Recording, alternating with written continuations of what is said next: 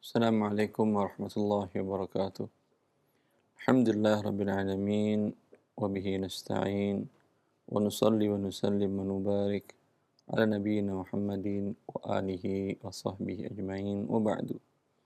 Ikhwani wa akhwati fillah, para pemirsa Raja TV dan para pendengar radio Raja yang dimuliakan oleh Allah Azza wa Jalla.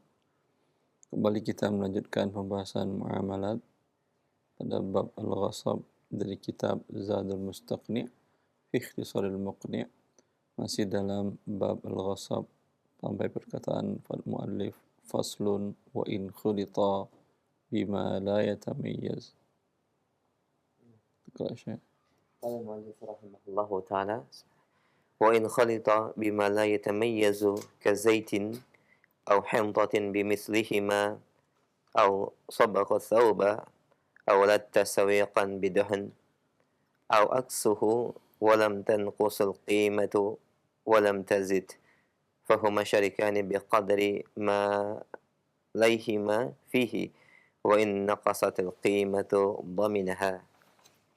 Fasal, dan apabila barang rampasan dicampur dengan sesuatu yang yatamayyaz, yang tidak menjadi tidak bisa dipisahkan, kazaitin seperti minyak, au hintatin atau hintah gandum, bimislihima dengan yang keduanya, au sabagha saub atau dia celupkan mengganti warna pakaian, au latta sawiqan biduhan atau dia latta sabagha Dia campurkan dia roti campurkan roti dengan lemak, atau sebaliknya, walam tanqusul qimah, dan ini semua tidak menyebabkan berkurangnya nilai, walam tazid, dan tidak juga menambah nilai barang rampasan, fahuma syarikani biqadri ma layhima fih, maka keduanya berserikat dengan nilai yang ada pada barang rampasan tersebut. Wa in naqasatil qimah dhaminaha, dan apabila berkurang nilai rampasannya maka dia menjaminnya. Baik. Wa in khulita bima la yatamayyaz, bila barang yang dirampas dicampur oleh yang merampasnya dengan harta milik dia. Bisa jadi dicampurkan dengan barang yang sama dan tidak bisa dipisahkan mana yang barang dirampas, mana yang harta milik si perampas tadi. Seperti dia rampas minyak zaitun. Ya. Kemudian di rumahnya juga ada sedikit minyak zaitun atau berapa liter, dia gabung, dia campurkan jadi satu. Au hintatin bimithlihima, atau gandum, dia rampas gandum, kemudian dia juga punya gandum, kemudian dia gabung jadi satu karung. Atau kalau kita beras dirampasnya, digabungnya dengan beras, kan nggak bisa dipisahkan mana beras yang dirampas, mana yang milik dia. Atau sabagha thawba, dirampas baju lalu dicelupkannya dengan warna lain sehingga berubah warnanya. Ya. Kan nggak bisa dipisahkan ya antara celupan kan milik si perampas, baju milik yang dirampas. Kan nggak bisa dipisahkan. Aulat tasawiqan biduhnin, atau dia tuangkan ke dalam roti, dia rampas roti kemudian dicampurnya dengan duhun, dengan minyak lemak hewan, dia campur. Ya, kan nggak bisa dipisahin ya hartanya dia dengan roti tadi karena sudah menyatu. Au aksuhu, atau sebaliknya. Sebaliknya dibalik, kalau tadi yang dirampasnya minyak dicampur dengan minyak dia, atau yang dirampasnya baju, sekarang yang dirampasnya adalah celupan dan baju milik dia. Itu maksudnya Ustaz. Atau tadi yang roti yang dirampasnya minyak milik dia, sekarang kebalikannya, roti yang milik dia, minyak yang dirampas. Mungkin pengen roti nggak pakai minyak, nggak enak, dirampas roti minyaknya. Ya. Walam tanqusil qimatu walam tazid, dan harga tidak menjadi berkurang dan tidak bertambah. Berbeda kalau harga menjadi berkurang. Kalau terpisah umpamanya minyak satu jenisnya rendah, kualitas satu lebih rendah lagi, sehingga harganya bisa menjadi rendah semua dua-duanya, atau bila yang bagusnya lebih banyak sehingga harganya mungkin jadi naik. Ya. Fahuma syarikani biqadri ma laihima fi. Maka keduanya bersyarikat dengan seukuran harta keduanya dalam hal tersebut. Dia rampas minyak tetangganya, ya, diperkirakan berapa liter dan berapa harga. Umpama yang dirampas 10 liter. Harganya karena minyaknya adalah virgin, umpamanya perasan pertama minyak zaitunnya, harganya 10 liter itu umpamanya 5 juta. Atau anggap 10 juta biar gampang. 10 juta. Minyak si perampok ini cuma 5 liter. Dan harganya cuma 2 juta. Berarti perbandingannya adalah 2/12. 1/6. Ya. Bila kemudian yang dirampas kemudian mengajukan ke mahkamah dan dia minta hartanya, kemudian dijual minyak campuran tadi, berapapun terjual, milik dia adalah 10/12, milik perampok adalah 5/6, milik perampok 1/6. Ya, seperti itu. Wa in naqasatil qimatu dhaminaha. Jika dengan dicampurkan, harga barang yang dirampok tadi menjadi turun, maka selisihnya dibayar oleh perampok. Masya Allah, detail banget penjelasan para ulama kita. Dia rampok sehingga sebelum dirampok harganya minyak virgin tadi umpamanya tadi 10 juta per 10 liter. Ketika dicampur dengan minyak zaitun yang kualitasnya di bawah itu mungkin perasan keempat atau kelima dicampur. Sehingga harga minyak virgin tadi turun dari 10 juta. Jadi per liter 1 juta turun menjadi 800.000 per liter. Berarti kerugiannya 20%. Ya. Ini si perampas wajib mengganti. 10 juta kurang 2 juta, dia wajib menggantinya. Kerugiannya tadi. Seperti itu.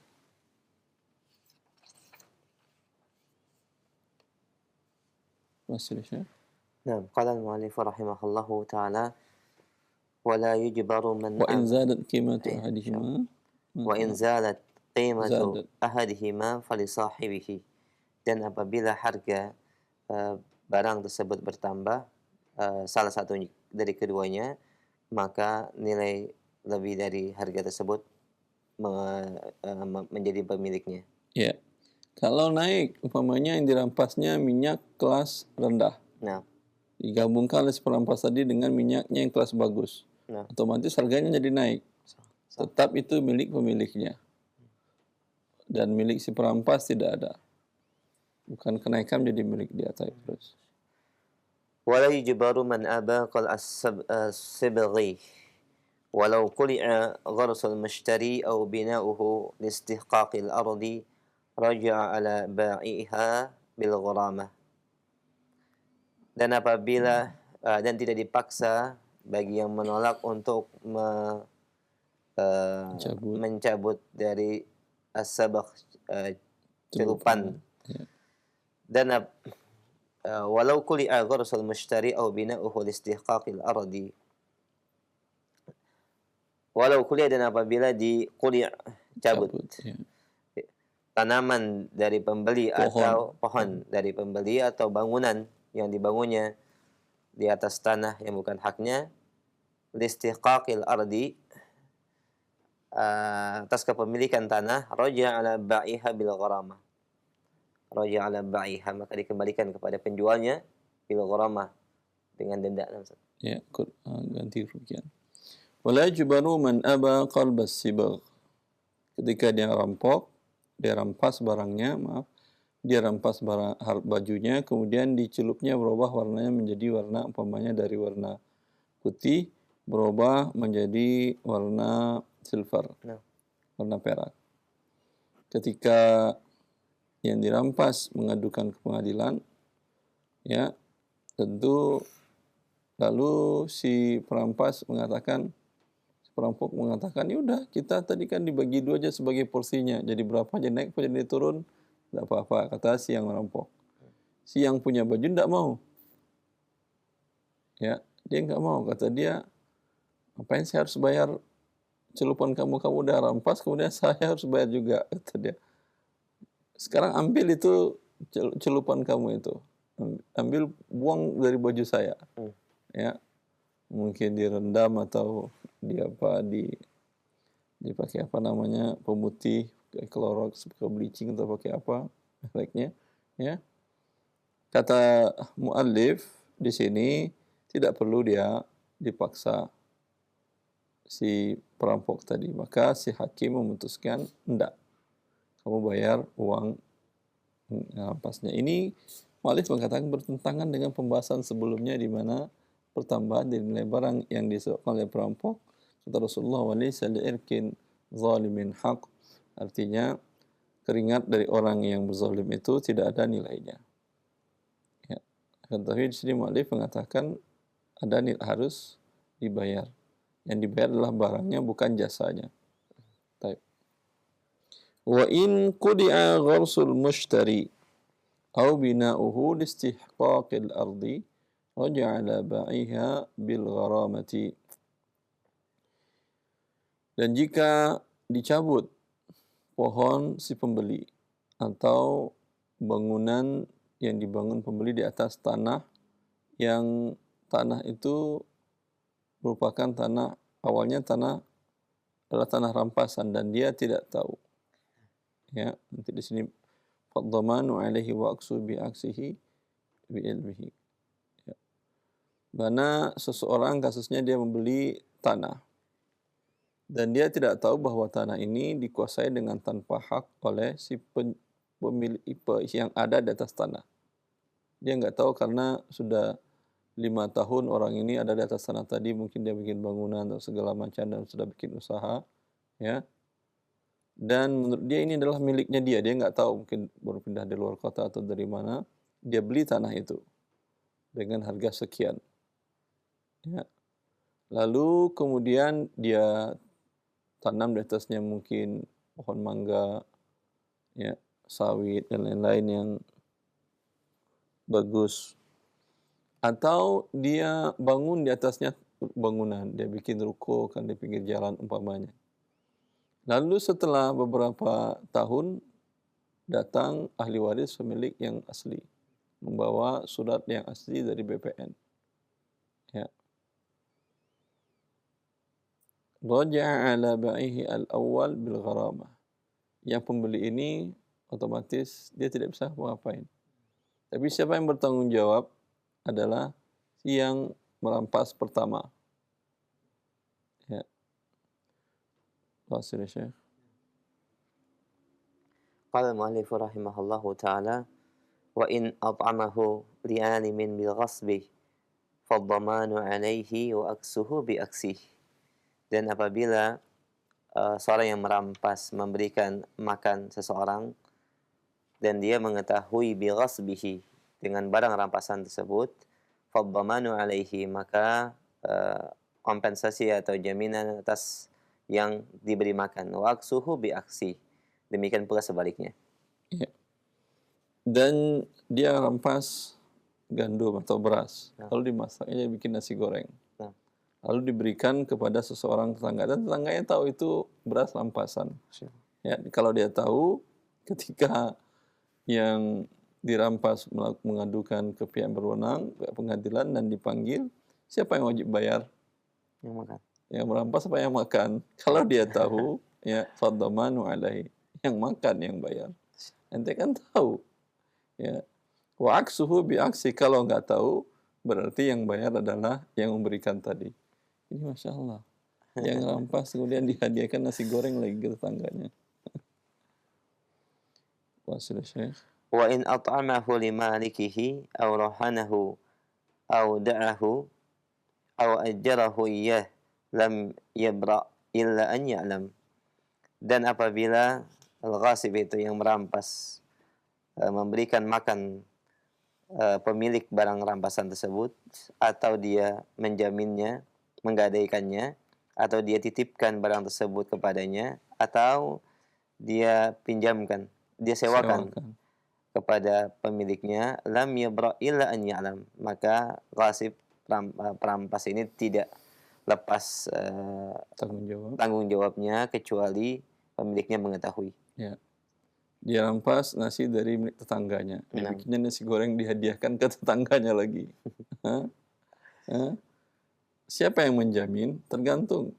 Kalau tetangganya ini tahu ini berasnya dia dan dia makan, ya udahlah daripada gue kembalikan mending gak makan. Lalu setelah itu anaknya ngadu ke pengadilan bahwa dirampas oleh tetangganya. nah, Ya, kalau dia tahu berarti si perampas lepas tanggung jawab, dia tidak bayar, kan udah dimakannya berasnya dia. Hah? Dan sudah ada pertambahan tadi nasi, ada nasi gorengnya, ada sambalnya, ada segala macamnya, ada dagingnya, dia bayar tuh tambahan seperti yang dijelaskan tadi sebelumnya. Awrahanahu, atau dia jaminkan, dia gadaikan. Dia pinjam uang, dirampas umpamanya motor dan dia sudah di permaknya sehingga nggak tahu bahwa itu motor dia. Lalu dia pinjam uang kepada yang punya motor itu, dia jaminkan motornya. hmm, Ya.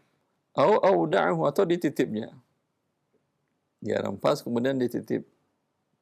Ajarahu, atau disewakan kepadanya. hmm, Ya. Bila terjadi sesuatu dan barang hilang, kalau yang pemilik ini yang menerima titipan atau yang menyewa atau yang meminjamkan uang dan menerima barang gadaian tidak tahu bahwa itu adalah barang dia dan lenyap, ya, maka tidak terlepas tanggung jawab si yang merampas. Wa yabra'u, wa yabra'u bi'aratihi, dan lepas tanggung jawab. lepas tanggung jawab si perampas ini dengan meminjamkan barang rampasan kepada pemiliknya. Ya, ini berbeda kalau dia pinjamkan. Karena kemarin dalam bab i'arah bahwa bal i'aratun madmunah.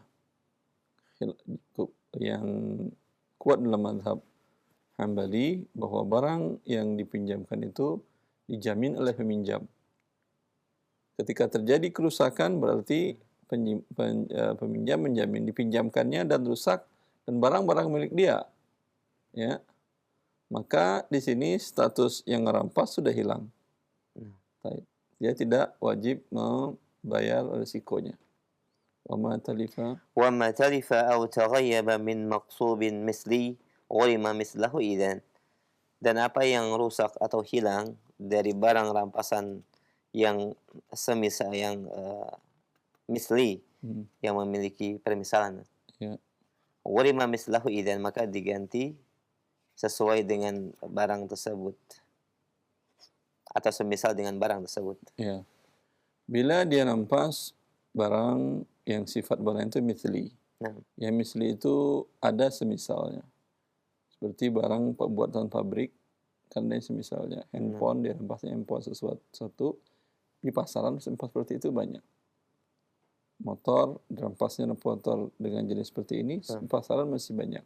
Itu yang misli. Kalau yang tidak misli seperti permata, kan nggak bisa menentukan kadar harganya, kilauannya, itu bukan misli. Ini sering kita bahas tentang misli dan qimi. Hanya bisa ditaksir nilainya. Bila dia rampas barang yang ada misli, kemudian hilang atau lenyap, ya, maka dia jamin harga barang tersebut pada saat itu.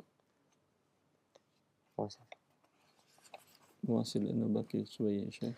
وإلا فقيمته يوم تعذر ويضمن غير المثلي بقيمته يوم تلفه يوم تلفه. وإلا, atau dia menggantikan dengan, dan jika tidak ada barang yang semisal, maka dia menggantikan dengan nilai qimah dari harga dari barang tersebut pada hari dia tidak bisa mengembalikan. ويضمن غير المثلي بقيمته يوم تلفه, dan dia menjamin dengan barang yang bukan semisalnya dengan nilai harga pada hari hilangnya atau rusaknya. Wa in takhammara usira fal mislu. Ya, fa in takhammara asirun fal mislu. Dan apabila sirup, asir, Bisa sih, sirup. sirup menjadi takhammara yaitu arak, maka fal mislu maka diganti dengan semisalnya. Wa illa faqimatuhu. Tadi barang yang ada semisal. Bila bilang tidak semisal, umpamanya dirampas adalah permata umpamanya tadi, Nah, tidak ada semisalnya, nah, ya, maka dinilai pada saat hari uzurnya, bukan baik. hari hilangnya. Ya, kan dia harus mengembalikan fisik barang. Ketika dia tidak mampu mengembalikan, harga pada saat itu berapa, segitu yang dia bayar.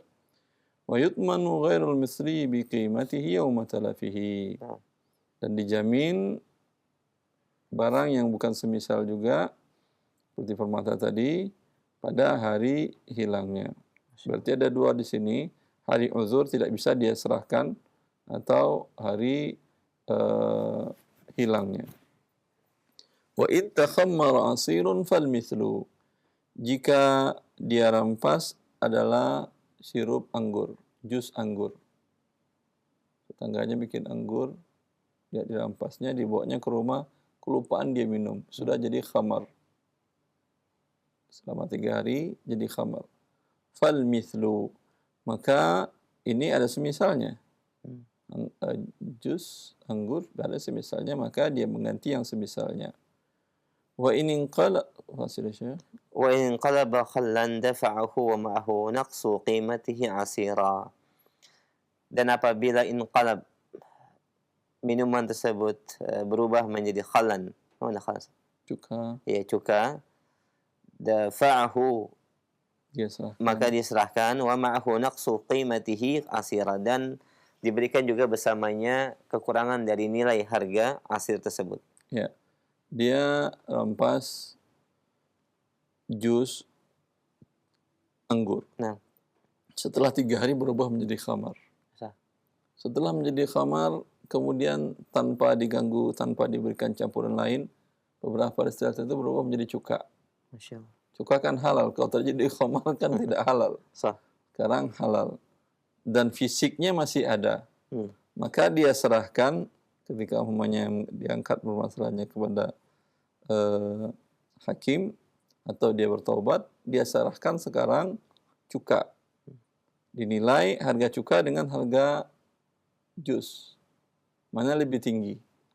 Kalau cuka ini umpamanya harganya menjadi 100.000, sedangkan dulu jusnya yang dirampasnya itu harganya 125.000, Nah, ya, cuka dia serahkan, kemudian dia bayar 25.000, seperti itu. Cukup, Ustaz. nah. Dan masih bab puasa panjang. Baik, Ustaz. Jazakumullah khair atas penjelasan dan syarahnya, pendengar dan pemirsa Raja TV. Kita berikan kesempatan untuk sesi selanjutnya, sesi soal jawab dan pertanyaan bagi Anda yang ingin bertanya terkait dengan bab ini secara khusus untuk mendalami pembahasan atau yang lain dari permasalahan muamalah. Kita berikan kesempatan di line telepon. Baik, kita berikan kesempatan yang pertama dan kami sapa penelpon yang pertama. Halo. Halo, Assalamualaikum. Waalaikumsalam warahmatullahi wabarakatuh. Dengan siapa, akhi, di mana? Dengan Budi di perjalanan. Silahkan, Akhi Budi. Ustaz, ayah Ana tuh diminta koleganya untuk membantu mengelola sebuah pasar. Nah, kebetulan dengan pengalamannya, beliau diminta untuk mendirikan koperasi pasar. Nah, Ana tanya ke orang tua Ana, ke Bapak Ana, koperasi pasar itu apa yang mau dikelolanya? Ternyata koperasi simpan pinjam, bantuan modal. Nah, kemudian Ana coba jelaskan, kemudian beliau menjelaskan sistemnya, dan ternyata ya seperti yang lain-lainnya, memberikan modal, kemudian mengembalikannya ada kelebihannya. Misalnya 1 juta, dikembalikan 1.200.000 gitu ya. Jangan langsung. Nah, Ana udah sampaikan menurut paman Ana yang Ana tahu ini riba gitu ya. Nah, kemudian sih alhamdulillah sih orang tua Ana nerima gitu ya. Nah, cuma pertanyaannya mungkin adakah solusi, Ustaz, dalam pengelolaan koperasi bantuan modal kepada para pedagang yang sesuai syariah? Itu yang pertanyaan pertama. Kemudian pertanyaan kedua, Satu-satu apabila dulu orang Budi. ya, Satu-satu dulu Pak Budi. iya itu Ya. dulu Ustaz. Yang ini bisa dirubah menjadi syariah, di mana katakan bentuknya, sistemnya, bagi yang menyetorkan dana, dananya bukan bentuk pinjaman. Dananya bentuk adalah keikutsertaan modal, investasi. Kalau untung di akhir tahun, berarti dananya naik. Kalau rugi di akhir tahun, berarti dananya berkurang. Jelas? Itu bisa kok dilakukan. Dan akadnya adalah mudharabah. Bagi umpamanya pedagang yang menyetorkan dana, buatkan dua pilihan. Yang satu dananya adalah yang ingin bertambah, tapi siap kurang kalau terjadi kerugian dari, dan untuk menyerahkan kepada siapa penambahan modal ini tentu dicek dulu mungkin pembukuannya, mungkin profesionalismenya, kejujurannya, dan semangat kerjanya dan seluruhnya. Kalau layak diberikan. Carikan umpamanya siapa saja yang mau ikut umpamanya dalam tabungan yang mudharabah ini, kemungkinan ada bertambah, tapi kan kita nggak tahu, namanya usaha kan semua kita tahu mungkin untung, mungkin rugi. Ketika rugi, maka dana kalian akan berkurang sebesar porsi modal kalian. Umpamanya ada para pedagang di pasar tadi yang butuh penambahan modal umpamanya 10 juta. Ya, silakan Bapak Anda buka umpamanya saham per orang. Kalau terlalu besar mungkin kasihan, berat juga mereka. Per orang umpamanya store 100.000, berarti butuh 100 orang kan ya? Iya. Ya, satu saham 100.000 rupiah, berarti 100 orang. Bisa jadi maksimal umpamanya 10 saham 1 juta. Bisa jadi yang ikut ada 10 orang, selesai dengan nilai saham 1 juta. Bisa jadi ikut 50 orang, begitu. Setelah terkumpul, dan tugas Bapak Anda sebagai pengelola mengecek kelayakan orang ini. Karena di pasar kan bisa ditanya ke tetangga sebelahnya, ke suppliernya, ya, bagaimana orang ini jujur atau tidak sifatnya. Ya, kalau cek laporan keuangannya mungkin repot juga, orang pasar nggak punya laporan keuangan terkadang. Ya, maka lihat kejujurannya dan semangat dia bekerja dan profesionalismenya. Kalau layak, serahkan dana tadi. Ini ada dana dari teman-teman yang invest, ya, dan mereka siap untung dan rugi, tapi kamu pertaruhkan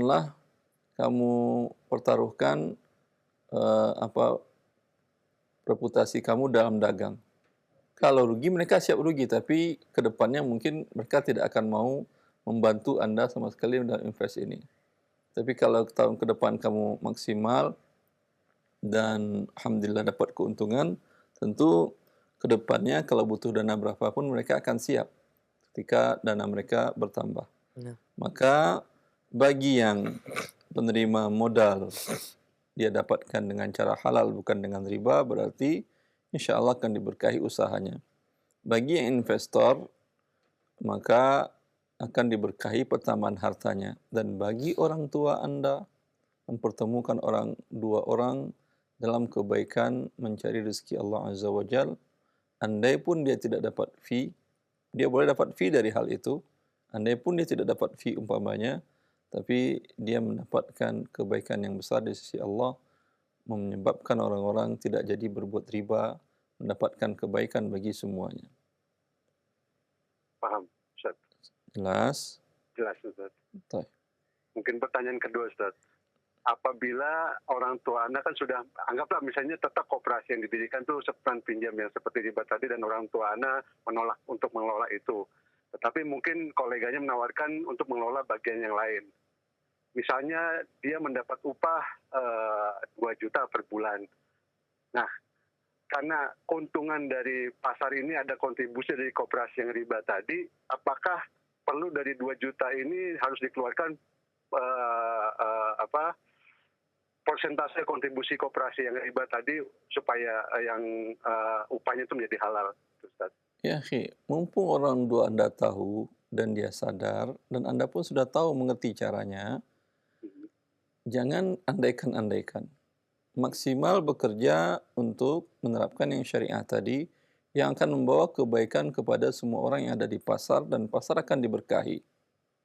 Oke. Di masa Umar bin Khattab radhiyallahu anhu, Umar melarang la yadkhulu fi suqina illa man yafqahu dinana. Tak boleh masuk ke pasar ini kecuali orang yang mengerti agama kami tentang transaksi muamalat. Bahkan Ali bin Abi Thalib sambil bawa alat pemukul, dia mengatakan,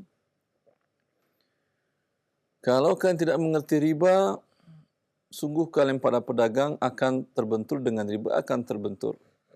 Karena dari kalianlah riba muncul di pasar ini. Sehingga menyebabkan pasar-pasar kaum muslimin menjadi tidak berkah. Menjadi pasar yang hancur adalah karena riba yang mereka lakukan. Ya. Baik, Ustaz. Maka yang paling penting dibenahi adalah ini. Jangan andaikan-andaikan. Bilang ke Bapak, kalau mereka tidak mau transaksi di koperasinya sesuai syariah, tolak semuanya. Baik, Ustaz. Ya. Biar kalau ternyata itu terjadi dan bagus, Masya Allah, pasar yang dikelola oleh Bapak Anda mungkin menjadi bisa pasar percontohan senasional. Baik, Ustaz. Ya.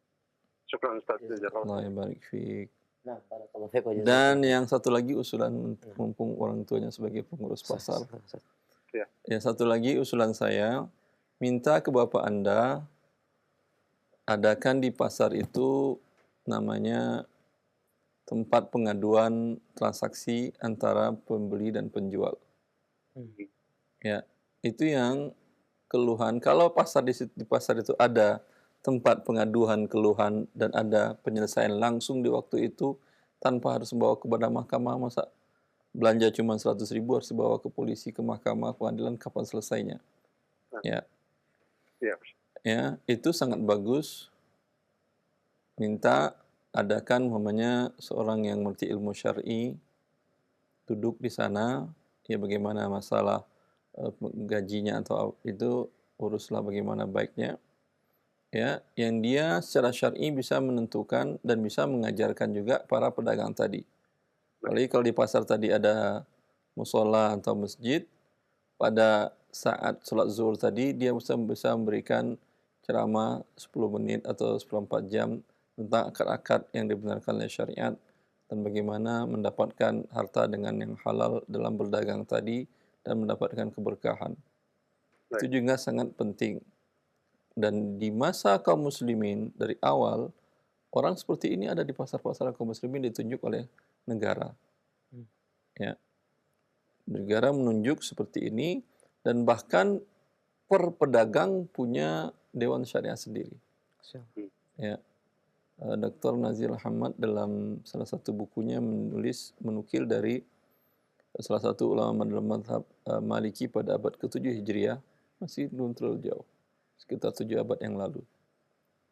Itu para pedagang yang belanja, pergi belanja ke Syam, ke Yaman, kemana, itu mereka dalam perjalanan membawa seorang penuntut ilmu syar'i, ya, untuk dijadikannya sebagai pengawas syariahannya dalam transaksinya dia. Ya. Apalagi ini pasar, dan pasar-pasar kaum muslimin ada seperti itu. Kalau ada khalifah masuk ke pasar dan mengusir, dan di masa Imam Malik diminta oleh Harun al-Rashid, khalifah di waktu itu, untuk masuk ke pasar dan menguji orang-orang yang ada di pasar tentang fikih muamalat, tentang masalah riba. Mana yang tidak tahu disuruh keluar dari pasar, nggak boleh dagang. Nggak boleh dagang sampai mengerti ilmu muamalat tadi secara umum, baru boleh dagang. Karena kalau tidak mengerti, dari kadianlah riba muncul dan menjalar di negara kaum muslimin. Memang ada lembaga resmi riba, yaitu bank konvensional ada. Tapi kalau kita tidak mengerti ilmu syar'i, di pasar-pasar kaum muslimin setiap saat riba dilakukan. Dan gharar dilakukan, dan penipuan dilakukan, kezaliman dilakukan. Ini fungsinya seperti tadi. Kalau langsung Anda pecat, Anda suruh Bapak Anda mencat para pedagang semuanya, mungkin juga tidak bagus. Sekarang orang jauh dari syariat Allah, seperti tadi. Mungkin setiap hari ada kajian 1/4 jam, menjelaskan satu prinsip Islam dalam berdagang, ya, dibuat dengan silabus yang rapi dan teratur, sampaikan mungkin berganti-ganti ustadz yang menyampaikannya. Ya, nanti setelah mereka sadar dan mengerti, ya, baru Anda munculkan oleh Bapak Anda ini maksud saya. Bapak Anda baru mendatangkan bila ada sengketa bisa langsung diselesaikan sehingga orang nyaman masuk ke pasar itu. Kalau dia ditipu oleh pedagang, timbangannya atau barangnya tidak bagus, dia tinggal bawa ke tempat pengaduan di pasar itu, kemudian langsung diselesaikan dengan si orang tadi, dia panggil si pedagangnya dan diselesaikan.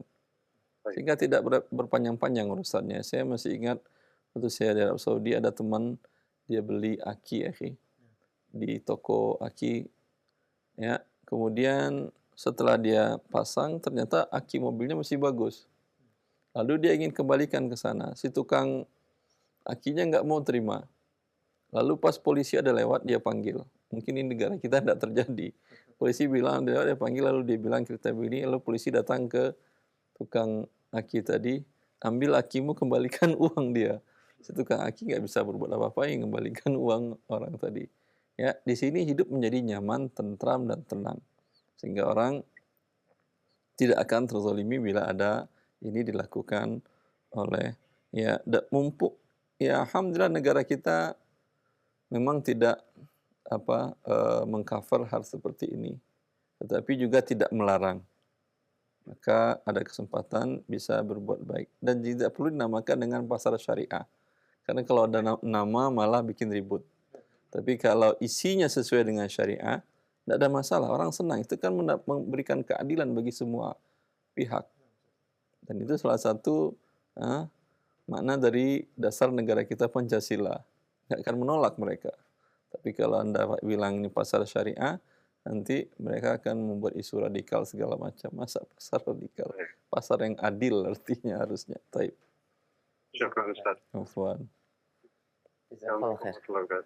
Nah, waalaikumsalam warahmatullahi wabarakatuh. Jazakumullah khair Pak Budi di perjalanan dan Masya Allah pertanyaan berkembang menjadi sebuah nasihat dan juga masukan dari Ustadz buat Bapak Budi dan juga bagi pendengar dan pemirsa yang lain yang berkecimpung di pasar. Semoga ini bermanfaat. Barakallahu fikum.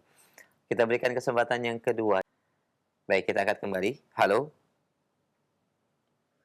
Silakan sudah masuk. Ya, Assalamualaikum. Waalaikumsalam warahmatullahi. Dengan siapa di mana?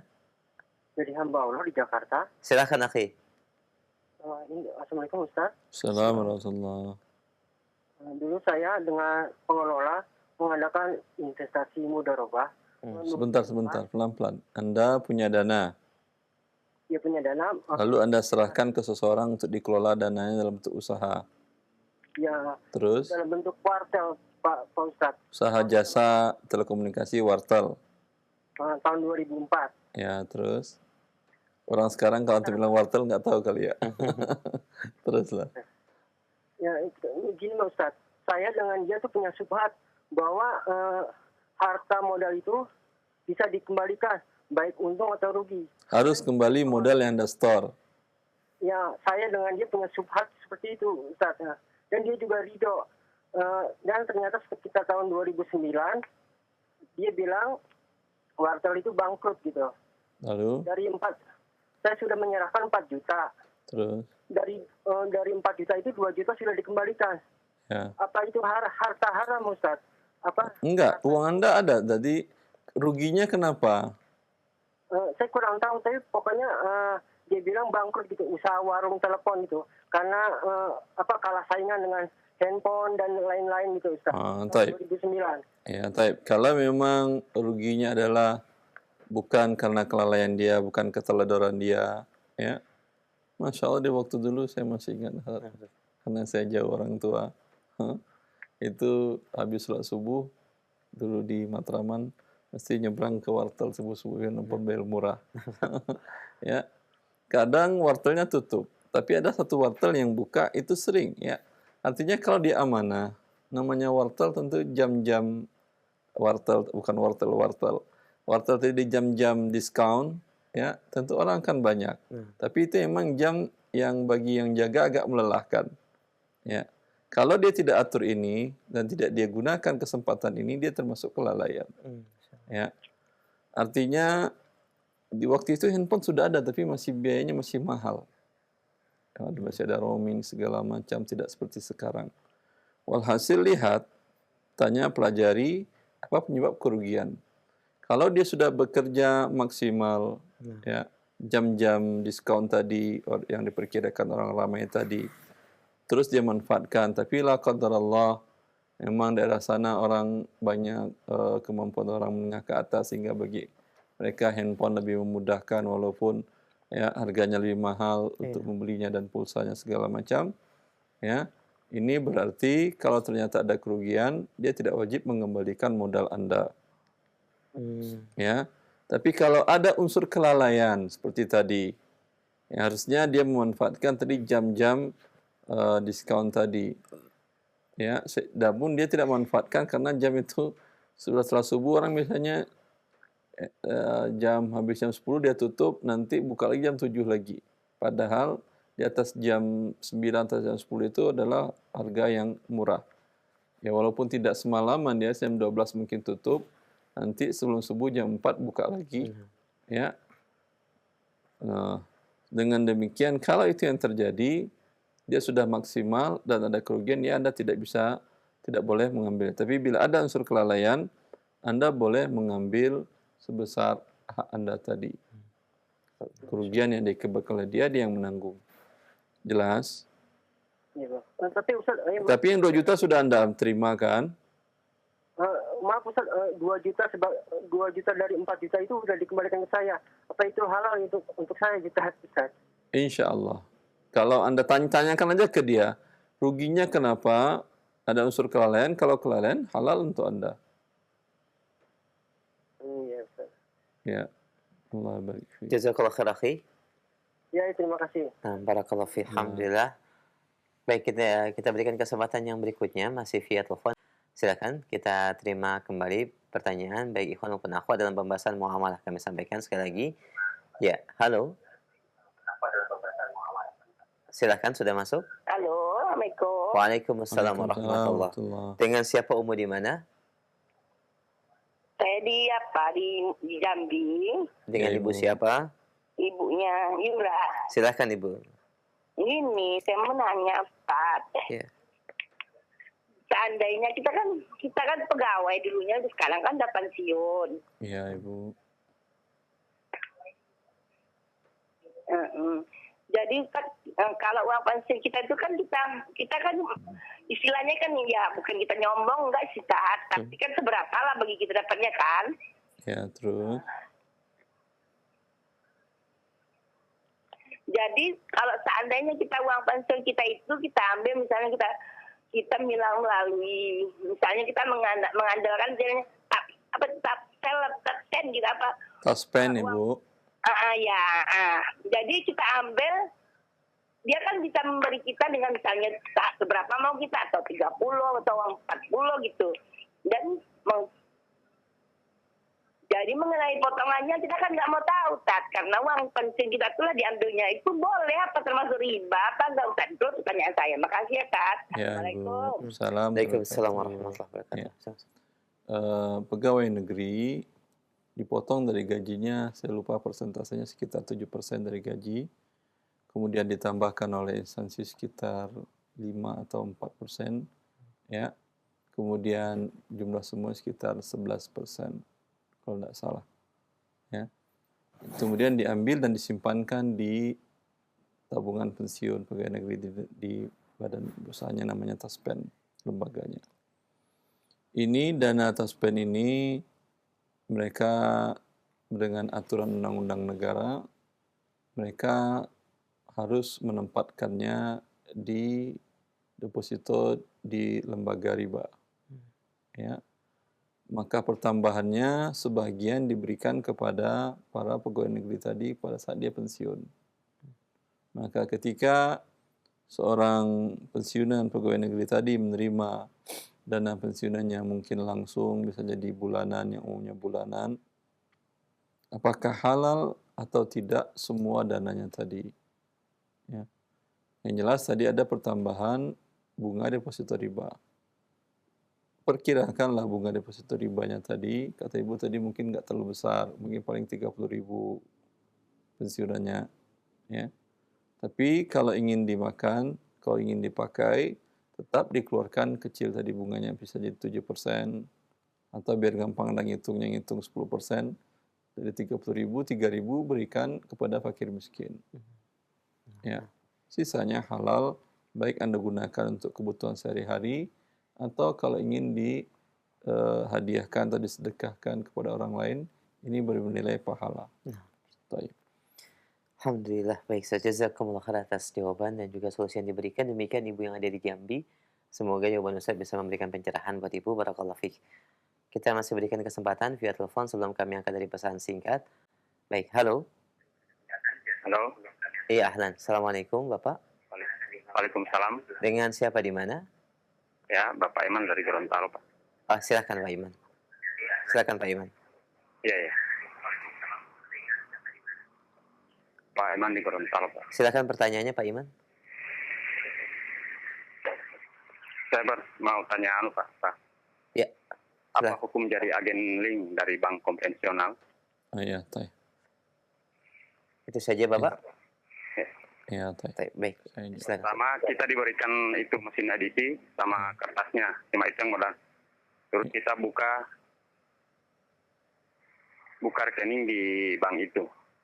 Ya. Baik. Uangnya, modalnya itu punya kita. Baik, insya Allah akan dijawab Pak. Insya Allah. Itu saja pertanyaannya Pak Iman. Iya, ya. Baik. Jazakallah khair. Silakan. Allah barik fiik. Bank konvensional tidak ada perbedaan pendapat ulama sedunia. Mau di Timur Tengah, mau Timur Jauh, mau di Afrika, ulama-ulama Mesir, ulama Mauritania, semua ulama di dunia dalam keputusan-keputusan internasional, ya, itu mengatakan bahwa itu adalah riba. Tidak ada perbedaan sehingga bisa dikatakan ini ijma' para ulama kontemporer bahwa bank konvensional adalah riba. Pun di Indonesia pun DSN mengatakan bahwa itu adalah riba. Ya. Tidak ada khilaf. Kalau ada yang mengatakan 1-2 orang pribadi yang mungkin ada gelar akademisnya bahwa itu halal, dia berarti menentang ijma' kesepakatan para ulama sedunia, maka pendapatnya adalah kesalahan yang tidak bisa dipegang sama sekali. Ya.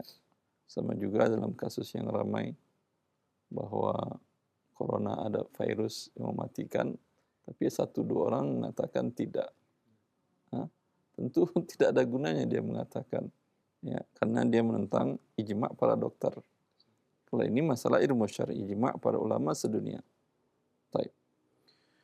Karena dari mana muncul ijma'nya tadi? Dari dalil dari Al-Quran dan hadis Nabi SAW. Karena akad yang ada di bank konvensional cuma satu, itu akad qard yang ada pertambahan. Baik dana yang diterima dari masyarakat meminjamkan uang ke pihak bank qard, kemudian pihak bank memberikan tambahan atas hal tersebut bunga, dinamakan ini riba. Lalu dana ini diputarkan dalam bentuk qard, ada pertambahan lagi. Bagi masyarakat yang butuh dana, pembiayaan untuk dana untuk kebutuhan mereka, diberikan oleh pihak bank kepada mereka dengan akad pinjaman, dan mereka yang menggunakan dana ini wajib memberikan pertambahan. Dan bunganya lebih besar daripada yang diberikan oleh bank kepada para yang menempatkan dana di bank tadi. Selisih dari ini keuntungan untuk bank. Kalau diambil uang dari masyarakat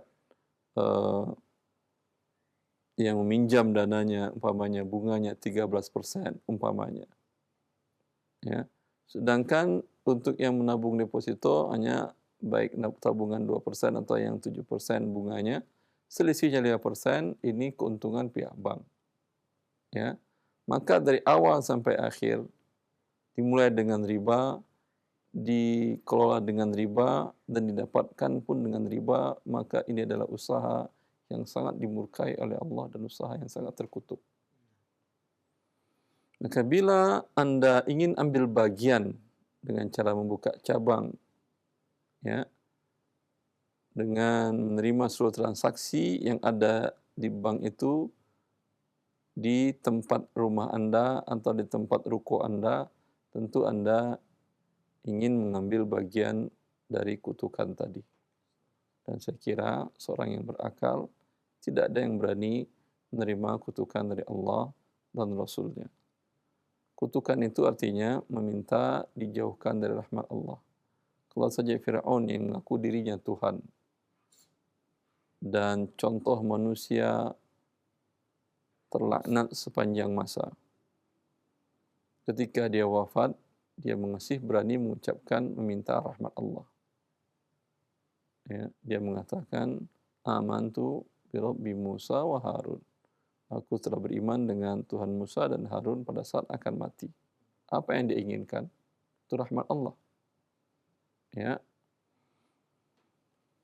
Apalagi kita yang Muslim, kita yang diberi oleh Allah iman dan ketundukan kepada Allah dan Rasul-Nya, tentu jangan pernah berfikir dan jangan pernah berani membuka pintu laknat dan kutukan ini.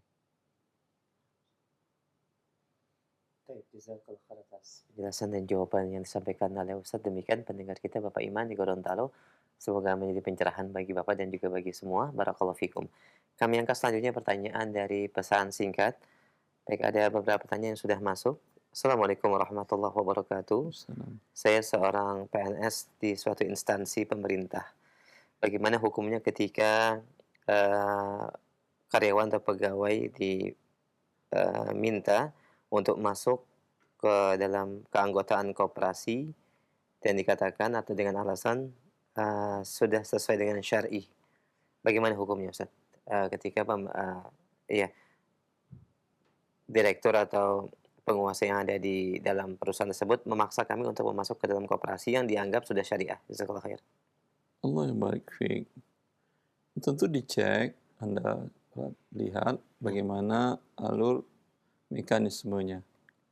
Kalau koperasi simpan pinjam, ya, kalau Anda minjam, apakah ada pertambahan atau tidak? Kalau ada pertambahan, berarti syariahnya tidak ada. Itu hanya labelnya saja. Ya. Tapi kalau koperasinya bentuknya usaha, sehingga uang akan bertambah, kalau tutup buku ada pertambahan dari usaha tadi, keuntungan, dan ketika usaha tadi ada kerugian, maka uang akan berkurang, maka ini hukumnya boleh. Ya. Dan kalau itu adalah koperasi yang haram, yang riba, Anda tidak perlu mengikuti paksaan dari atasan tadi.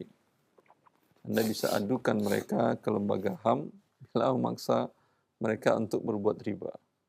Ya.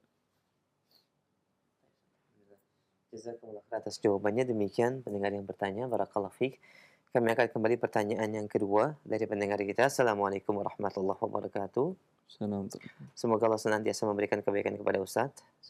Mengenai penggunaan diskon saat menggunakan e-wallet, Ustaz, dalam layanan ojek online, apakah diperbolehkan? Jika tidak boleh, ketika diskon tersebut terdapat pilihan untuk dapat dihapus atau tidak digunakan, bolehkah tetap menggunakan e-wallet pada layanan ojek online? Baik. Wallahu alam, kalau dihapus, Anda minta untuk dihapus diskonnya, hukumnya menjadi boleh. Berarti kod yang tanpa ada pertambahan. Ya. Dan ini berbeda kalau kepada lembaga bank riba, karena uang Anda diputarnya lagi dalam bentuk riba. Kalau ini tidak diputar, hanya sampai di situ saja. Kecuali ke depannya nanti kalau pihak penerbit e-wallet ini buka usaha lembaga keuangan riba, lain lagi kasusnya. Baik, jazakallah khair atas penjelasan dan jawabannya. Demikian pendengar yang bertanya cukup jelas, insyaallah. Baik, kami angkat kembali pertanyaan berikutnya. Assalamualaikum warahmatullahi wabarakatuh, Ustaz. Bagaimana hukumnya tentang jual beli dinar, Ustaz, atau aplikasi dinaran, di mana seseorang menabung menabung dengan nilai uang dan dikonversikan ke emas. Dana dikirim ke bank konvensional dengan adanya tambahan dana dalam mentransfer. Bagaimana hukumnya? Jazakallah khair. Allah barik fiik. Para ulama OKI, di bawah OKI, Majma' Al-Fiqh Al-Islami Ad-Dawli, Lembaga Fikih Islam Internasional di bawah OKI, di bawah divisi OKI, telah mengeluarkan fatwa mengharamkan mengikat hutang dengan emas. Apa maksud mengikat hutang dengan emas? Kalau Anda beli emas, syaratnya adalah serahkan rupiah, terima di tempat itu juga fisik emas. Ya. Ini halal. Kalau Anda datang ke toko emas, Anda beli emas, Pak, saya beli yang itu yang 10 gram, berapa? 100 juta. 10 gram 100 juta, 10 juta umpamanya. 10 juta. Ini 10 juta, ini emasnya. Pak, bisa nggak saya titip? Ya, 2 atau 2 bulan, 3 bulan. Boleh nggak apa-apa. Kata siang toko emas tadi. Kata toko emas juga bilang, boleh nggak ini emas? Kan ini emasnya lantakan 10 gram. Kalau ada orang beli, saya jual boleh nggak? Nanti ketika kamu kapan minta, beritahu saya 2 hari sebelumnya, insya Allah ada yang emas 10 gram. Berarti kan angkanya kot. Ya, kalau Anda bolehkan, bagus, nggak ada masalah. Kalau Anda nggak bolehkan, bagi dia nggak ada masalah juga, tapi dia mungkin minta uang penyimpanan. Ya, kalau Anda berikan seperti tadi, mungkin dia tidak minta uang penyimpanan. Boleh, nggak ada masalah, karena ini manfaat tabi'. Bukan manfaat yang terpisah dari akad pinjam-minjam tadi. Ya, maka ketika Anda butuh setahun 2 tahun lagi, dan Alhamdulillah masih ada tokonya, Anda beritahu, dan Anda ambil emas, dan harganya Anda jual, sudah membayar tadi 10 juta, sekarang mungkin 15 juta. Ini halal. Tapi kalau sekedar mengikat seperti tadi, dan ini tadi dalam bentuk aplikasi, ya, Anda transfer, kemudian dikonversi ke emas, ketika Anda ingin uang, dikonversi lagi ke rupiah, dan sudah ada pertambahan. Ini hukumnya adalah haram. Sama juga orang dalam yang konvensionalnya, yang dengan cara biasa, seorang pinjam kepada tetangganya uang 1 juta. Lalu kata tetangganya, saya mau pinjamin uang kamu, tapi nanti kalau mau bayar dengan nilai emas saat itu ya. Tapi yang diserahkannya bukan emas. Yang dipinjamkannya rupiah, murni rupiah. 10 lembar pecahan 100.000 rupiah. Ketika setelah 2 tahun, sekarang dipinjamnya kemarin, sebelum masih emas harga 700, ya, di awal Januari mungkin ya. Bisa harga 700, ya, 1 juta itu dihitung 1,5 gram umpamanya. 1,5 gram. Lalu sekarang dia mau bayar, Pak, Alhamdulillah sudah dapat rezeki, ini mau 1 juta. Lah, sebentar dulu. Kita cek hari ini online berapa harga emas. Keluar angka 1 juta umpamanya 1.020.000 rupiah. Atau 28.000 rupiah. Kata dia, berarti kali 1,5, berarti 1.500.000. Kau nambah lagi 500.000 lagi. Nah, karena kan emas. Ini hukumnya riba jelas. Karena itu ini diharamkan oleh ulama dunia.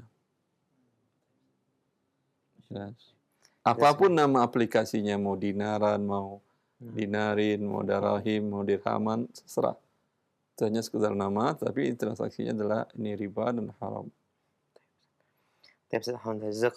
Kalau ingin buka, maaf Ustaz, karena ini lagi ramai juga banyak aplikasi-aplikasi seperti ini, memang niat mereka mungkin wallahu alam niatnya baik.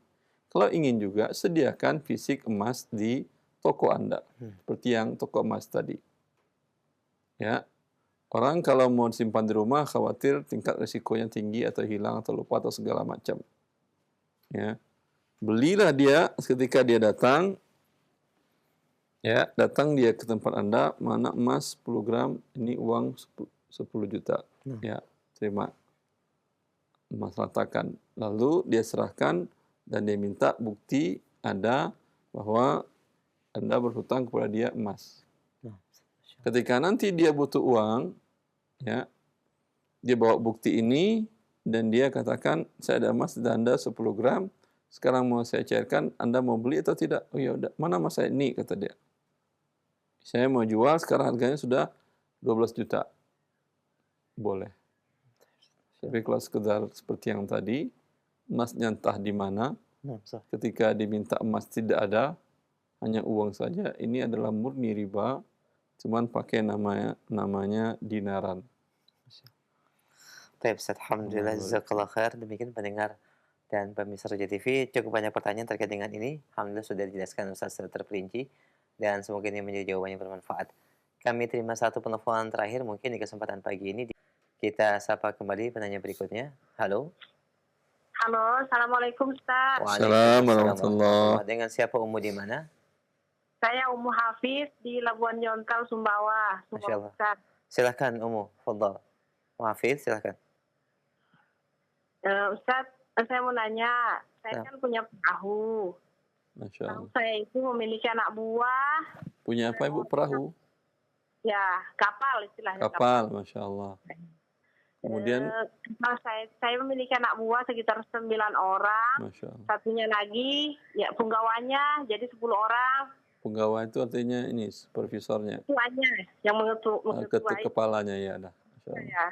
saya. Terus setiap bulannya itu kami bagi hasil. Nah, saya mau nanya cara bagi hasil saya begini, Ustaz. Yang sering saya lakukan. Misalnya saya dapat kapal saya dapat 25 juta. Sewa. Ya? Dapat uang sewa 25 juta. Ikan, hasil ikan maksudnya, Ustaz. Oh, berarti kapal dapat ikan. Oh, mereka gunakan kapal untuk menangkap. Saya. Oleh 10 orang tadi. Ya. Terus Setiap bulannya itu kami bagi hasil. Tangkapan setelah dijual. Ya. Terus Tangkapannya dijual setiap harinya. Buat yang punya kapal berapa? Buat yang punggawa berapa? Buat yang pekerja berapa? Ya. Persen. Misalkan mendapatkan 25 juta dalam satu bulan. Kemudian dikurangi dari ongkos 5 juta. Jadi sisa 20 juta. Kemudian 20 juta itu saya bagi dua. 10 jutanya untuk saya yang punya perahu dan yang punya ongkos. Terus yang 10 jutanya lagi untuk anak buah tadi yang 9. Yang 9. Terus buat penggawanya berapa? Penggawanya dapat 2. Dari mana? Tadi 5 juta buat operasional, 10 juta buat ibu, 10 juta buat pekerja. Kan habis. Bagi pekerja saya. Yang penggawa kan nggak dapat, kan habis ibu.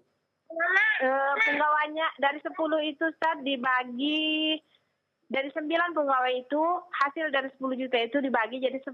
Penggawa dapat 2. Oh gitu. Saya. 2 bagian, 2. Baik. Wallahu ta'ala alam ibu. Ini bisa bentuknya beberapa bentuk. Terserah mana yang baik menurut Anda. Bisa bentuknya begini, ini kapal sewalah oleh kalian. Biasanya harga sewanya per hari atau per minggu atau per bulan umpamanya sekian juta. Ya, kalian dapat tangkapan ikan ratusan juta, tetap harga sewanya 10 juta umpamanya atau 15 juta sewanya. Ya, Anda tidak mau tanggung bensin, mereka yang nanggung semuanya. Jelas? Sebentar, saya jelaskan dulu. Mereka mau nggak dapat selama 1 bulan, atau mereka dapat ratusan juta atau miliaran, tetap upahnya segitu per bulan. Boleh. Jelas? Itu boleh. Dan ini lebih aman dari ribut. 1.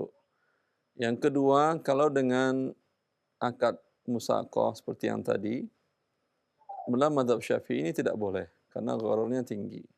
Dan Masya Allah, makanya para ulama mengatakan tidak boleh jadi kutu loncat mazhab. Karena masing-masing mazhab itu punya prinsip dasar yang berbeda dengan lainnya. Kalau mazhab Syafi'i dalam masalah gharar ketat. Dalam masalah riba ringan. Ada lebih kurangnya. Nah, kalau orang loncat kemari, dapatnya ringan terus dia cari. Sehingga riba dia lakukan, gharar dia lakukan, zalim dia lakukan. Saya teruskan Ibu ya. Kalau seperti yang tadi dalam mazhab Syafi'i tidak boleh. Menurut sebagian para ulama dan ini mazhab Hambali bisa dikiaskan dengan musaqah dan mudharabah.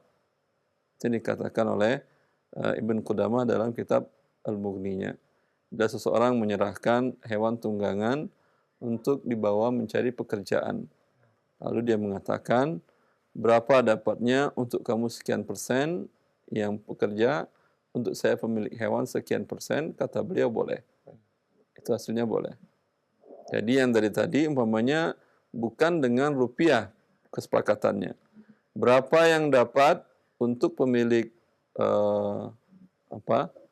pemilik perahu 50% umpamanya.